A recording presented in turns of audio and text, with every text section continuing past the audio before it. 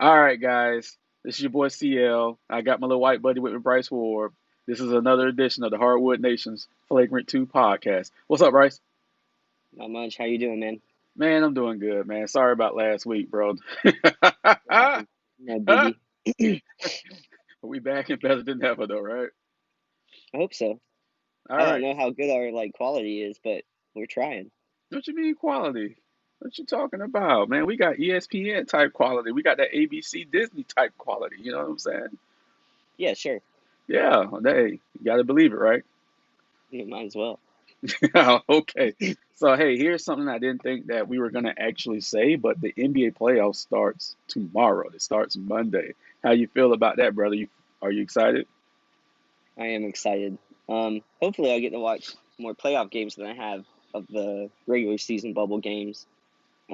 Because I don't know the timing. Are they going to be late again, or No, are no, they no. still going to be early games? They're gonna be early games. Yeah, they're gonna start at 1:30 p.m. tomorrow. It's gonna be four games tomorrow. So Okay. I'll have to try. I'll just see it. For me, it's just how early can I get home and watch it. But I'll definitely be keeping up with them as much as I can. So, but oh I'm yeah, excited. oh yeah. I'm gonna try to sneak in a game or two while I'm at work. The perks of having your own office, right? Just just some perks. All right, so here we go. We're going to start actually in the Eastern Conference.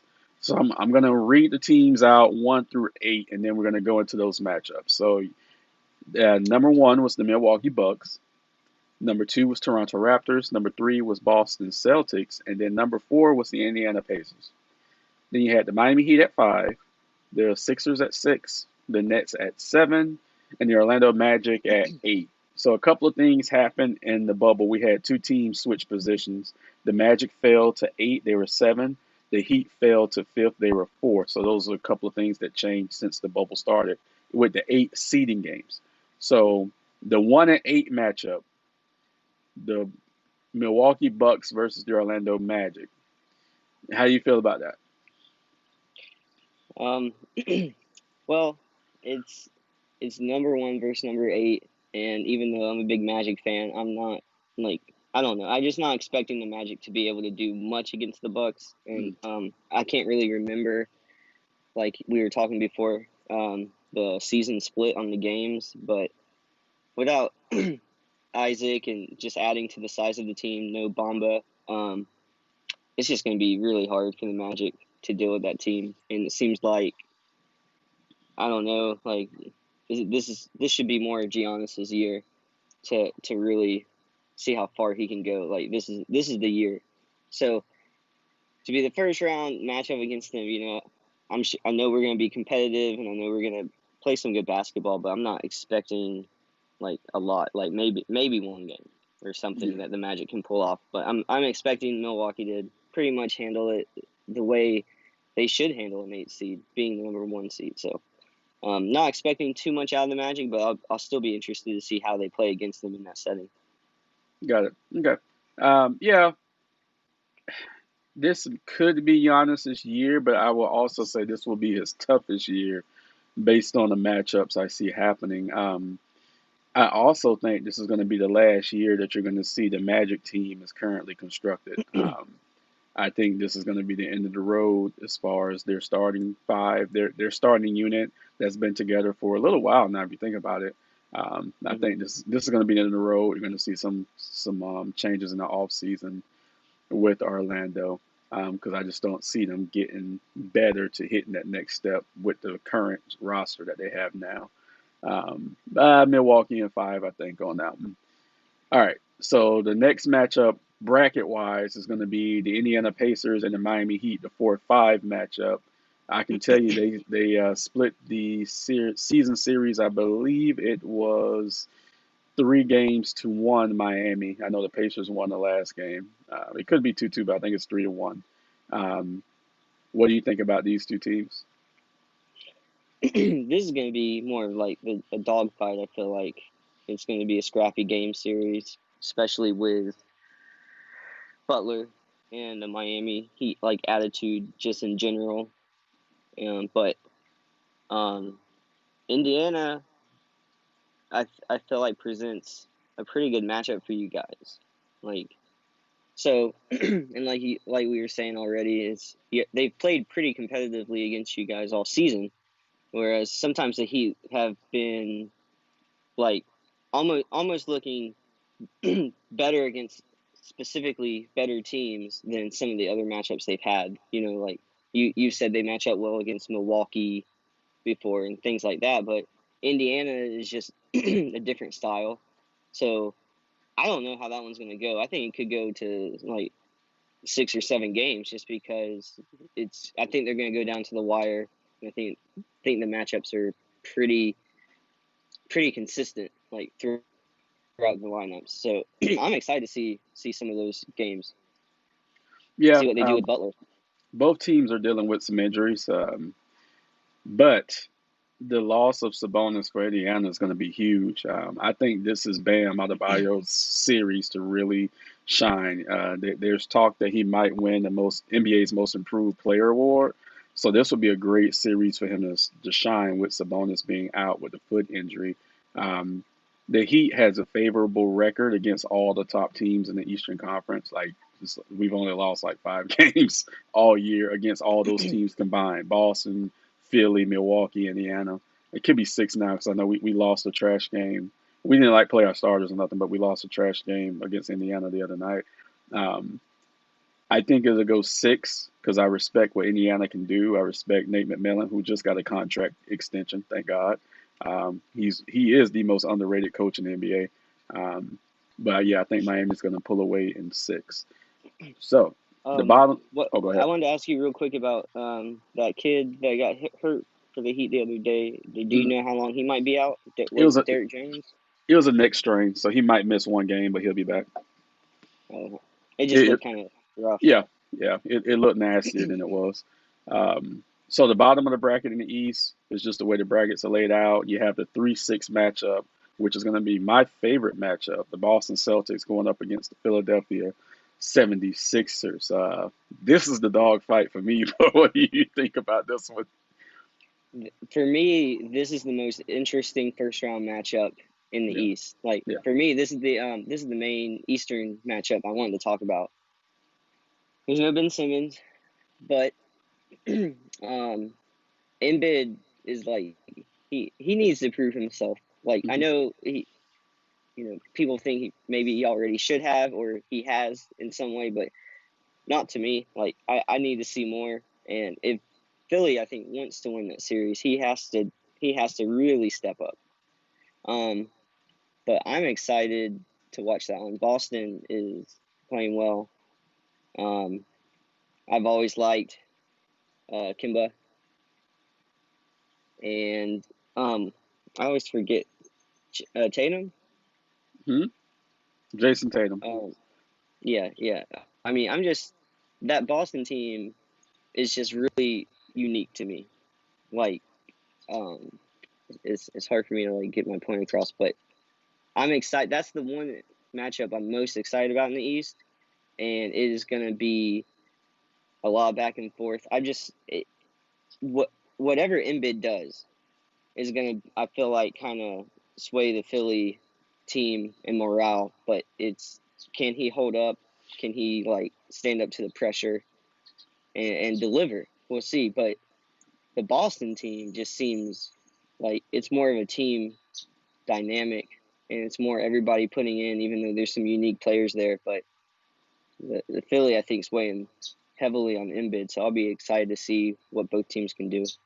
Yeah, I mean, Philly has underachieved for most of the season. Like, if anybody would have said last year Philly would be in the bottom half of the Eastern Conference, people would look at you like you're crazy. They're like, no way, Philly be in the top 3. So they've Yeah, underachieved all year. The good thing about Simmons being out is that gives Embiid more room to roam around in the paint. Where Simmons, they both couldn't really coexist in the paint. That's why there's always rumors of one of them being moved because their games are very similar, even though their positions are different. So Embiid has the paint to himself. He has his shooters, minus JJ Redick, of course. Boston does play a more traditional style of basketball, more team-orientated basketball. They have studs. I actually think your boy Hayward may actually be a sleeper in this series. He might have a good series, Let's not forget though, he's going to leave the bubble whenever his wife goes into labor. So he is going to leave eventually. But I think Hayward may have a actually good series here. Boston, and I'm gonna, you know what? I'm gonna go Boston in 7 with this one. I think that's a good pick. And Yeah, I keep like this season's been so crazy for me. It's like I feel like I've remembered less and known the least amount that I have in like seasons because I forget that Hayward is there. You know, yeah, he missed so much time early on. It's like I almost forget he's there. But right, yeah, right. he's super valid in Yeah, this one. yeah. I think this is going to be a good series, man. I think Embiid's going to shine. Look, we know Jason Tatum's going to get his points. We know Jalen Brown's going to get his points. We know Kemba's going to be solid, but I think Spencer Hayward's going to be a standout here. All right. So, do we really need to talk about Toronto and Brooklyn? Let's just be honest. Let's just do we? I mean, as much as we need to talk about Milwaukee and Orlando, and I think the only reason we did is because I'm an I mean, that's Orlando fan and it's a yeah, home team. But yeah, yeah. it's I going to be a mean, beatdown. It right, should right, be. right. That should be a sweep. Okay. So Toronto and 4 on that. Toronto and 4 on that series. So we're just going to talk about the first round right now, because the second round I see some potential matchups that's going to be extremely interesting. That's what I'm saying. I think Giannis is going to have a very tough path this year because let's say he goes to the second round. Even if he gets through, let's say the Heat that we picked in the second round, you're still looking at either Boston, the Sixers, or Toronto for the conference finals. So it's just like that's going to be a dogfight in the East. All I right. have a feeling it's going to be Toronto. Wow. Do you? You think? You think Toronto might do it? Okay. Okay. Yeah, I think Toronto will be able to handle whoever comes out of Boston and Philly. Gotcha. So we'll see. But man, that the second round of the Eastern Conference is probably going to Hmm. be just as competitive as the first round as the Western Conference. All right, so let's move out west. So the top of the bracket, the matchup that everyone's been waiting on.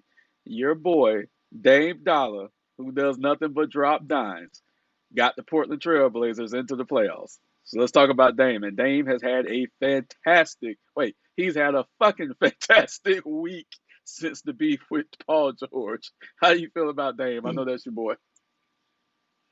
I've liked Dame since his rookie season, you know, and a lot of that stems from like picking him for fantasy basketball, like a dumb thing, but it's Mhm. I followed him closely, and it's since he's come into the league, he has been that guy. He's proven it. I don't know. You can look up tons of playoff game winning or important shots, and Dame has I don't know how many.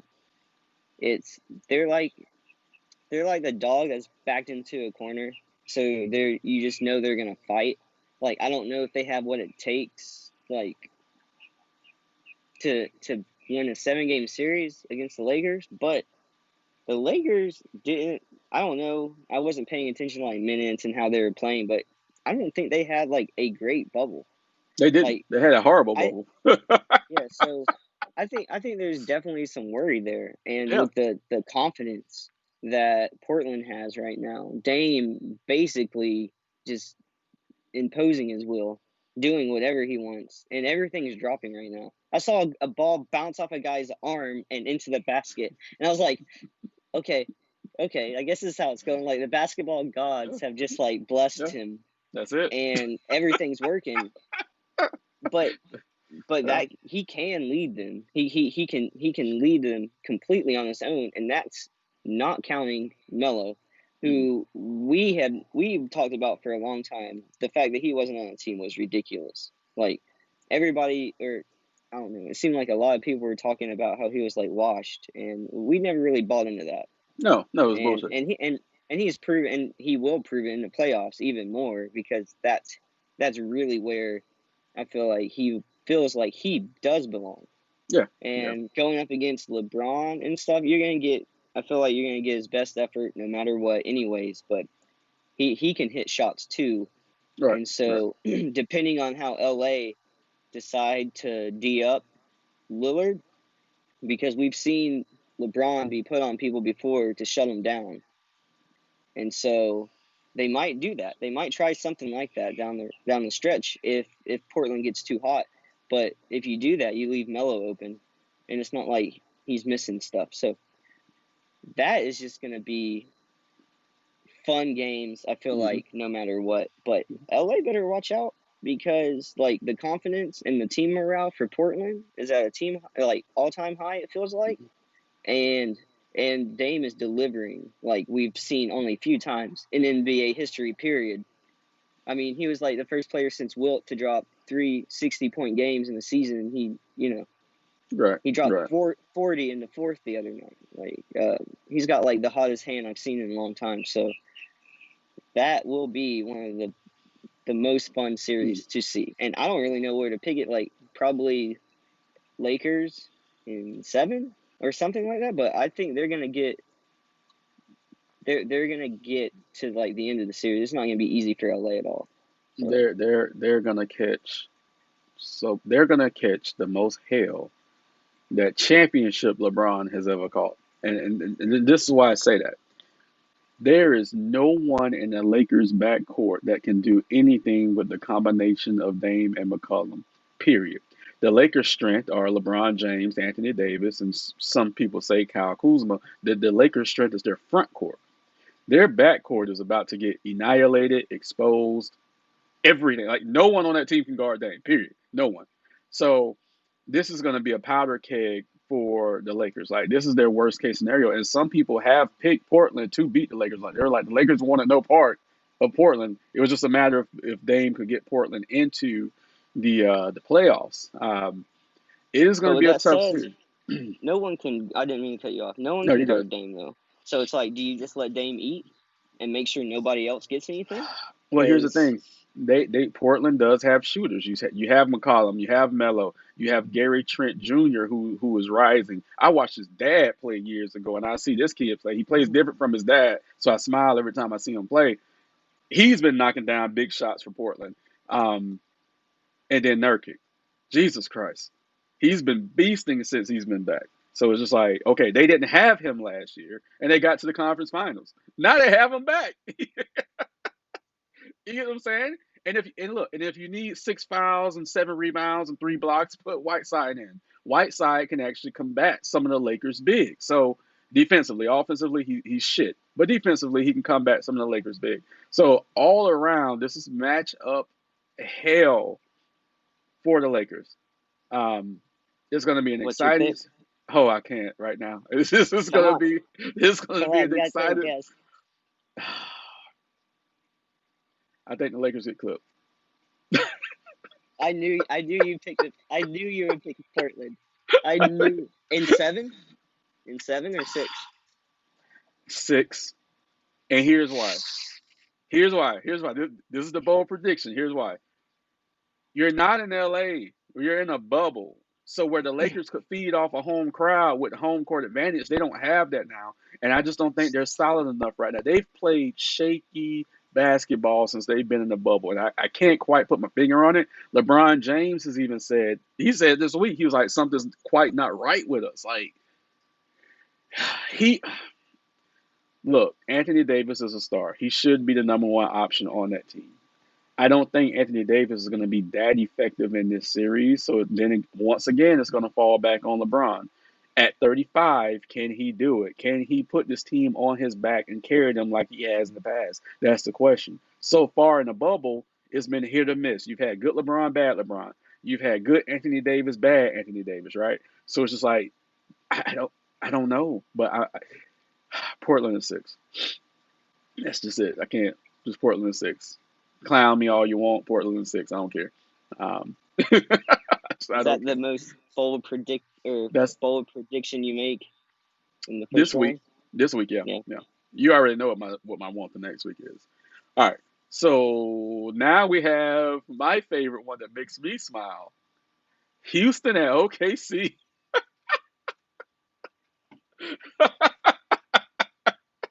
Dude, Now, I don't. That's crazy. look, Russell's not there. Russell's gonna miss either 1 or 2 games in the first round. But let's talk about how great of a season OKC has had, because no one expected OKC to be fifth in the West. No one saw this. For them to be ahead of Utah, for them to be ahead of Dallas, no one saw this. So I mean, Chris Paul, my God, I have a love-hate relationship with him, but for what he did this year, it's just like I can't say anything else bad about Chris Paul. Period. And I agree, which I've never had much bad to say about him anyways, other than just like, he hasn't been able to win like on a larger scale or on a larger stage Mhm. consistently, or make it too deep. But that, I mean, and to say what I said earlier, like I haven't been paying as much attention this year. I can't tell you who else is on OKC, but for him to do what he's done Yeah, and to get them in that it's spot, man. you have to give it up to him and like I guess just the team effort. But he knows what he's doing on the floor Hmm. to run the team and to run them the correct way. I think it's impressive. It's almost like takes me back to his younger years when he was carrying some of these teams, you know, into a playoff berth and stuff like that. Not saying he ever like did too much again, but he could get there, and to do it this year at his age, I feel is impressive. But the matchup is interesting because it's Westbrook and Harden's old team Yeah. up against them now, and with as good as Chris Paul's been, I know he's thanking the basketball gods that Westbrook's out for a game or two, because I think traditionally Westbrook, he can't do anything against Westbrook. Yeah, I mean, Westbrook torches few him. can. Yeah, Torches him. so Yeah. it's if they want to, they have to take advantage of those games and just let Harden be the one who does everything for Houston. But like I said, I don't know enough about OKC to say how they're going to match up besides that against Houston. Mhm. But Houston, they have a lot of talent. They got Harden, and when Westbrook comes back, that 1-2 punch is nasty. It only becomes a problem, I feel like, more when games are close. So depending on how competitive OKC can be in those games, if they can put pressure on them, they might be able to just get them rattled enough to where the indecision at the end is enough to help OKC. But I don't know the regular season matchup, but I would pick probably Houston in like 6. You got to go with Houston because they just have too much firepower. But OKC is going to be Mm-hmm. scrappy. I say the For same sure. thing. I say the same thing. Houston is 6, but I think OKC is going to get one of those first 2 games with Russ being out.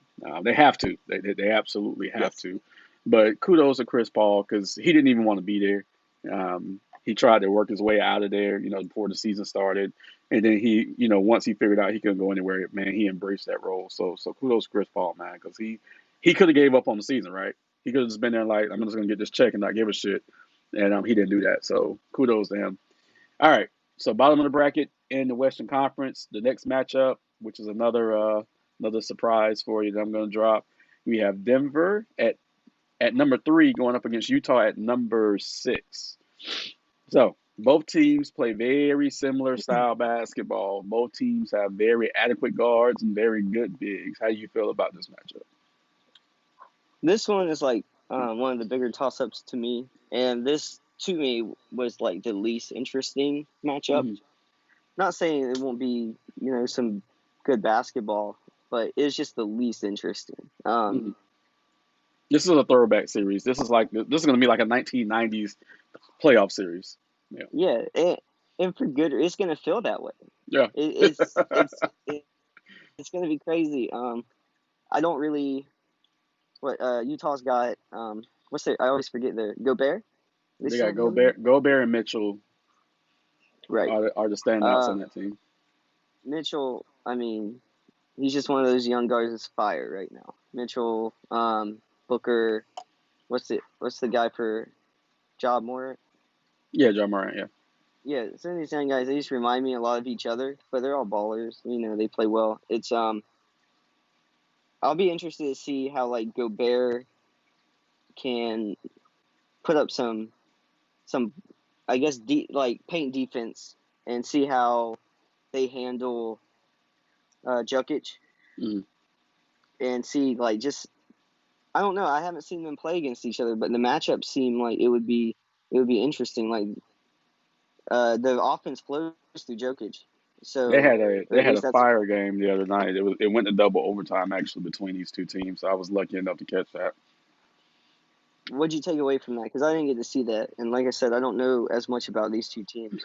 They're kind of like mirror images of each other. I mean, as far as the bigs, Jokic is more skilled than Gobert offensively. He just is. But then Gobert has the skill defensively. So they kind of cancel each other out. So then you have Jamal Murray for Denver going up against Donovan Mitchell, as far as stars. Jamal Denver, Murray, that's who I was yeah, that's the thinking. point guard for Denver. And then also another standout that hasn't been talked about a lot in the bubble for Denver is Michael Porter Jr., who I was telling my wife the other day, this kid got just as much publicity as Lonzo Ball did coming out of college, and then he hurt himself. You know what I'm saying? But Michael Hmm. Porter Jr. has been putting up numbers for Denver. So this is actually going to be new for him. Denver's been to the playoffs, but he's actually been their go-to guy here in the bubble. So this is going to be a new experience for him being in the playoffs. This is his second year, but he only played like 7 games his rookie year because he had the back injury. But the kid's nice. Um, so again, Denver actually has more weapons offensively, but Utah is tough and they'll grind it out and they'll be there. And there's not a shot that Donovan Mitchell is scared to take. Like the kid's money. Hmm. Yeah. Um, Kind of like Dame. Like he's just money. He can hit it from anywhere. Um, I think though, I think Utah's gonna pull it out. I think Utah's gonna upset Denver. That's another one of my upset specials because we're gonna have upsets, right? In the East, we don't really 4-5 really doesn't count. I think Miami's gonna beat the Pacers. That's 4-5 that doesn't count. In the West though, you're gonna have some upsets. Um, so yeah, I I got I picked got Denver Utah. for that series. Just You got Denver. yeah. Okay, hold on 1 second. Okay, this is weird. Okay, got it. All right. So the final. That's my mother. So the Hi, mother. final. Yeah, I'll tell her you say hello. The final matchup in the first round of the Western Conference is going to be another dogfight, and it's going to be hard for me to watch because my potential NBA champion pick is in this matchup going up against a team I absolutely love to death. So we have the Clippers at number 2 going up against the Dallas Mavericks at number 7. Okay, here we go. This Um, is my bracket buster. Clippers in 6 and no, Clippers in 7, Uh, and we're gonna like the ending is gonna be we're gonna see Dallas really show us what they can do going mhm. forward. They're gonna lose, Yes, but yes, they're gonna get so much experience, yes. and we Yeah. might see some of the most impressive play from Luka that we've ever seen, and like Dame type stuff. I mean, like completely just whatever. I'm just gonna do it. That's what I'm hoping to see, and Porzingis be like his wingman. But this is gonna be huge. It's gonna Oh be yeah. probably one of the most fun series. If LA wasn't playing Portland in the first series, I would say this is by far the most exciting series. Oh And yeah. I hope that they take them to 7 because I want them. I want to see more of these games and with these stakes in it. This is I gonna want. be It's gonna be so exciting. yeah. I'm getting goosebumps. Right. This is gonna be great, Hmm. beautiful basketball. You have two contrasting styles, um, but it's gonna be beautiful. This reminds me of when, and I don't know if you paid attention to this, but this reminds me of those young OKC teams when they were going up against the championship Lakers in the playoffs. So you remember when Kobe and Powell won back-to-back championships? Yeah. They played OKC twice. They were just babies, Russell, Durant, Hmm. um, one year Jeff Green. Harden really wasn't Harden yet, and you had Kendrick Hmm. Perkins and whatnot. But you could see it. You could see OKC, and you'd be like, they're going to be something in a few years, right? Because I mean, Hmm. the Lakers used to beat the shit out of them, but OKC played so hard, it's like they're going to be something. And this is what this reminds me of. Hmm. The Clippers are going to hammer Dallas, but Yeah. I, Dallas is going to show, like you said, Dallas is going to show us the potential that they could possibly have in, let's say, the next 2 to 3 years. Hey, LeBron James is not going to play forever. 2, 3 years, he's out, right? Kawhi is Mm. not getting any younger. Paul George is always distracted. Dallas could rise up in the West. So it's just like, okay, um, this like I can't wait to see this. I absolutely cannot. I will be watching every game of this series. Period. I mean, Luca is almost like a highlight reel in every game Hmm. he's been playing in. Like whether they win or lose, it's like I'm excited to see what these guys do and Hmm. see what they can do against each other and push themselves because we saw last year like Kawhi made some amazing shots last year, like Right. ridiculous things. Right. And so just the chance to get to see him and Luca play against each other in a playoff series, I think is going to be so much fun, so much Hmm. fun. So I'm excited that series, the two LA series are the two I'm most excited to see in the first round for sure. Right. I know we're just talking about the first round, but I'm looking at the matchup scenario. Just like I said with Giannis in the East, this is going to be incredibly hard for him to pull it off this year. And just because they're the number one seed is why I'm talking about this. I'm looking at the Lakers' path, and this is going to be incredibly hard for the Lakers because they're the second round. They're looking at the winner of Utah. I'm sorry, of the Rockets and OKC. That's not good. Hmm. In the conference finals, they're either looking at Denver or the Clippers or Dallas or Utah. Like this is gonna be hella hard for the Lakers to pull this off. I feel like the Clippers have a harder path because I feel like when they get to that next team that's like more fundamental and has like that big, to flood the Yeah, paint, yeah, uh, yeah, yeah. I think they're going to be worn out from Dallas, and they're going to have a hard time with that different style play in the playoff second round. Like I think the Yeah. Clippers will have a hard time second round. Dallas plays a more free flowing Euro game. Dallas may actually push the Clippers to 7 games, where then you have Utah and Denver as your more traditional NBA playoff style of play. So yeah, you might have a point there. The West is the West. The West has been this way for years, where we've had the most interesting matchups coming out. Um, so yeah, definitely, there's going to be some surprises this week. Like I said, I think I'm so. I'm looking at Portland to really shake the Lakers a little bit, and then of course I'm looking at Utah to upset Denver. That's where I'm at right now. So that's it for the playoffs. But real quick, did you see the news yesterday that the New Orleans Pelicans got rid of their coach? How did you feel about Yeah. that? Um.